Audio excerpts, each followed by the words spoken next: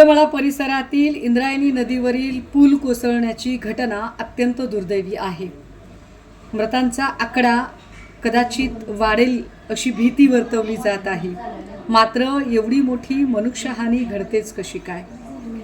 या सगळ्या घटना आपण बघितल्या तर शासन प्रशासनाचा अक्षम्य हलगर्जीपणा या सगळ्यांच्या मुळाशी आहे हे लक्षात येतं।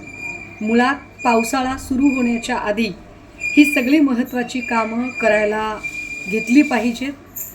पावसाळा संपण्याच्या आधी हमरस्त्यांवरचे पूल, महत्त्वाच्या नद्या आणि तिथे असणारे रस्ते या सगळ्या गोष्टींची पाहणी करणं गरजेचं आहे। काही पूल मोडकळीस आले असतील, जीर्णशीर्ण झाले असतील तर त्याचं स्ट्रक्चरल ऑडिट तपासणं गरजेचं आहे। कुंडमळ्याजवळची जी घटना घडली, हा पूल अत्यंत जीर्ण झालेला पूल होता। ग्रामस्थांनी वारंवार नवीन पुलाची मागणी केली होती, मात्र लोकप्रतिनिधींनी ही मागणी साफ धुडकावून लावली।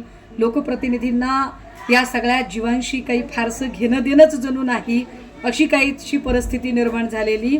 विशेष या पुलावर असणारा जो काही रस्ता आहे, पूल सुरू होताना आणि संपताना दोनही बाजूंनी किमान सूचना फलक लावणं तरी गरजेचं।